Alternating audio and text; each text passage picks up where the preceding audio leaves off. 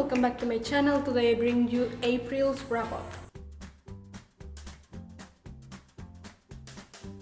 And I can't believe we're already on April, and I can't believe we're already on May, and April already passed and finished. It's really crazy, and I had a lot of things happening on April. I actually had a bit of a reading slump, which wasn't great, so I didn't read as much as I usually read, but it's fine. I enjoyed a lot of the books that I read, so that kind of makes up for it.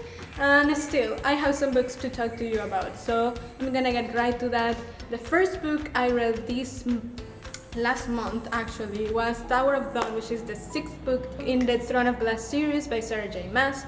And the Throne of Glass series follows Selena Sardothian, who is the best assassin of Adarlan, and she wants her freedom back because she has been in prison for a little while.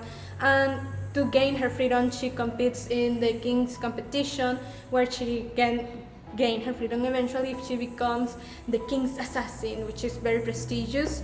And this book doesn't really follow Selena, it follows Kale, which is another one of the main characters.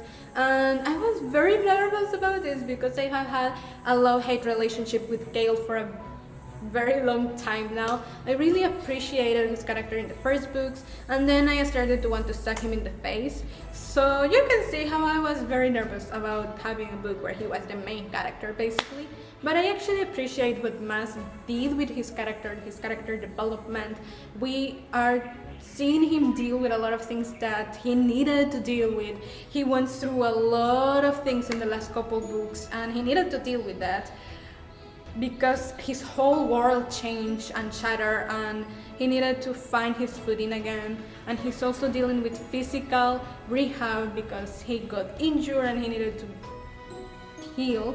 And I love that Maas took her time into that, and she explored it very well. And she took her time, she made it feel natural and real, because healing and getting over these things, not getting over them, but just accepting them and moving on, moving forward, it takes time, it takes effort, it's not easy. And she took her time to actually show that and to make us see the journey, and it was beautiful, it was well done, which I always appreciate about Maas's books. And we also follow Nesrine, and she is another character we already knew. We have had her on Queen of Shadows a few books back, but we didn't have a lot of time with her, so we actually didn't get to know her very well. And in this book we have a lot more time with her, and she goes through her own journey to discover herself a little bit more. And it's not maybe as heavy as Gale's journey, but it's just as important and just as beautifully done and so well paced, which I love. They feel very human and very realistic, which is something that can be hard in fantasy books because usually you just ignore all these things and they are fine to go on very easily, which is fine. I don't think it's terrible that they do that, but it's it's something to think about, and she actually does take her time to deal with it.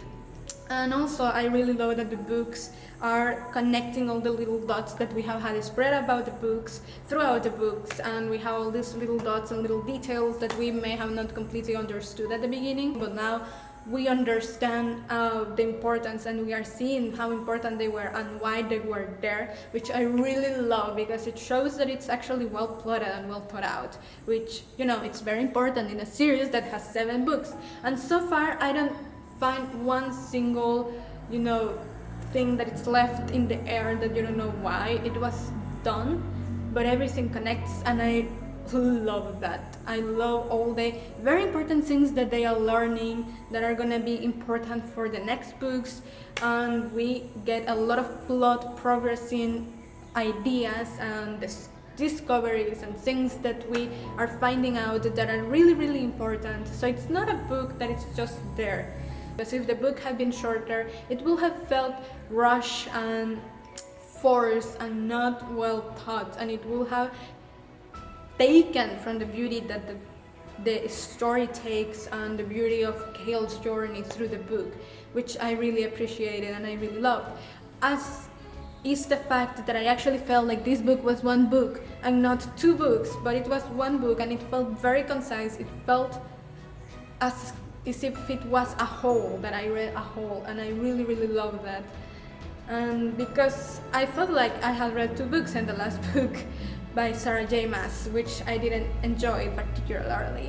And it's also the first Sarah J. Maas book that I actually give 5 stars, which is impressive and something that I have been waiting a long time to do, and very exciting, and I'm very excited for the last book. The second book I read this month was A Monster Calls by Patrick Ness, and this book was right in the middle of my reading slump, and I remember seeing it on my bookshelf and I thought, you are the book that is gonna get me out of this reading slump, and I was kinda right, so I feel proud of that. Also because I saw it and I saw it's tiny, it's like 200 pages, so I was like, yes, you are gonna do it. And he did it, and it has 2 awards, which I also took into consideration, which are the Carnegie Medal, let me check, yes, the Carnegie Medal and the Greenway Medal. So 2 awards, definitely the book had to have something in it to deserve them, and I needed to check it out. So I did that, and I don't regret it. The book follows Connor O'Malley, a 13-year-old boy who has been dealing with life pretty okay at the moment, even though he has to deal with his mother's illness and with a terrible nightmare that has been plaguing him since his mother fell ill. But he's been dealing with things just fine. He is getting used to things and into the new routines. That is until everything changes when a monster is outside his window. And one of the things I love the most about this book is that it's a pretty ordinary and simple story, and by this I don't mean that it's not special or important or relevant or something like that, just that it's something that maybe you know someone that went through this. Probably you are gonna know someone that went through this, so it's something that you find in the world, that it's not out of this world or super extraordinary or something, but the way that Ness writes about it makes it so extraordinary and so out of this world and so beautiful, because the way that he writes, the way that he manages words, is just delightful. I could have read these kind of things in other books and it would have not made me feel as much as he made me feel with his book, and it was just simple sentences that broke my heart, and I felt a lot throughout the whole story. We have a book that it's riddled and filled with characters that are just doing their best, and you know, they are human and therefore their best is not always enough. And it's so beautiful to see this journey, which is what the book is about, the journey. That's what we are seeing, and in their journey we see them doing things that I was like, no, I was so not okay with them. I was so mad, I was exasperated, and I wanted them to deal with things better. But you know, they are really doing their best, and this is something that you realize once you analyze the characters a little, and you just know and see that they are doing their best, and their best is not enough a lot of the time. And it's human, and it's beautiful, and it's heartbreaking to go with them through this. And it's frustrating, it's all the emotions, and I love feeling all those emotions because they felt very in the moment in the book. And it's not a book that you're gonna have this big plot twist at the end, or just a plot twist. You probably know the ending since the beginning. You probably know how it's gonna end. And it's not about the ending. I don't think it's about the ending. It's about the journey and how we get to that ending and everything that has to go through to get to that ending. And I think that's beautiful. It's beautiful to just go through this journey with these characters, even though it's heartbreaking.